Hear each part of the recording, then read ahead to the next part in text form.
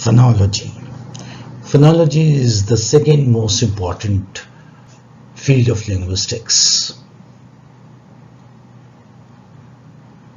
Phonology is the study of speech sounds of a specific language,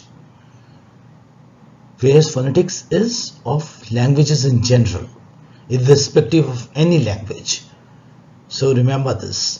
It is the study of speech sounds of a specific language, say French, English, Italian, Spanish, and so on and so forth, and their functions within the sound systems of that language.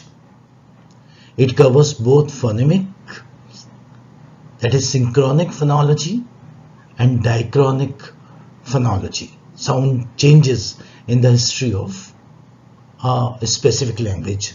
Phonemics is concerned with phonology at the given point of time, whereas diachronic phonology is concerned with the changes in the history of a specific language.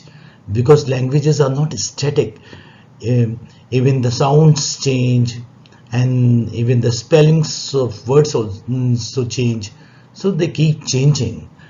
And the English that we see today is not the same English that was there in Chaucer's time, or say in Shakespeare's time. It has been undergone many changes. So there are changes in spellings, there are changes in sounds, there are changes in the structures. So here we are concerned with the changes in sounds only, because phonology is concerned with sound system of a language. Human beings are capable of producing a number of sounds. However, they do not make use of all those sounds when they communicate with one another. It is so because any specific language makes use of a very limited number of sounds. Phonology studies the way a language organizes these sounds. Now, one is capable of producing a number of sounds, but one does not use all those sounds when one is communicating, when one is talking. Why? Because our communication involves only a few words, only a few structures.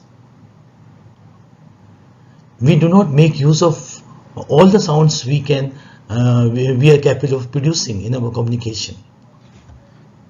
So phonology studies the way a language organizes these sounds. Words, there are specific words, and those specific words have specific sounds, and they are very organized. Like, one symbol may have one sound. There are symbols which may have different sounds, and that's why we have say sound variants of certain symbols. But still the language is organized. It's not, it's not something say unorganized or haphazard. No, it's not. So phonology studies the way a language organizes these sounds, the speech sounds, which a human being or which human beings are capable of producing. I hope this is clear to you. So what's the difference between phonology and phonetics? Phonetics is the study of speech sounds of a language in general, or of languages in general, whereas phonology is the study of speech sounds of a specific language. When you base your study on the speech sounds, it is irrespective of any language, then you are dealing with phonetics. Whereas if you base your study of speech sounds on a specific language, say English or Hindi, that means you are dealing with phonology. So this is the difference between phonology and phonetics. This is important. Sometimes you have a short note to write on, like what's the difference between phonology and phonetics. So remember this. The concept of phoneme is in fact the foundation for the study of phonology, and you already seen that. How many phonemes are there? There are 44 phonemes. 12 are vowel sounds, 8 are diphthongs, and 24 are consonant phonemes. Like pa, ba, ta, da, ka, ga, these are all phonemes. So the concept of phoneme is in fact the foundation for the study of phonology. The entire phonology obviously is based on phonemes. For instance, the phonemes pa and ba function contrastively in words like pit and bit, or say pin and bin.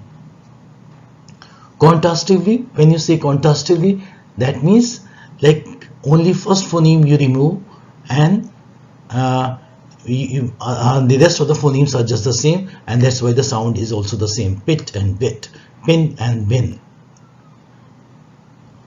It is worthy of mention here that in the English language, the same phonemes act as variants in actual speech. Yeah, this is something important, and we already discussed this while doing with consonant sounds, discussing the consonant sounds. Yes. For instance, when the phonemes p, t, and k occur in the initial positions, they are aspirated. Aspirated, there's little ha sound added to them, you may say. Like pa becomes pa, ta becomes ta, and ka becomes ka. Whereas when they occur medially or finally, they are pronounced normally. You know that. For example, phonemes pa, ta, and ka function as variants in words like pill. Since it is coming initially, how will you pronounce it? Pill. And lip. Here pa is not aspirated because it is coming finally. Thin. It's coming initially. And knit. It's not aspirated because it is coming finally. Cake. And make. So cake, it comes initially, so you aspirate, and make is coming finally, so you do not aspirate. Why does it happen? It happens because we do not have separate letters for k or t or say pa. That is why you have these variants.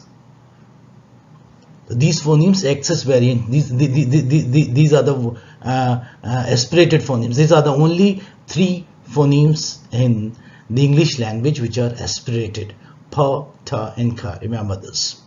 When they come initially, you aspirate, and when they come medially and finally, you do not aspirate. So this is a very interesting feature of English language that way.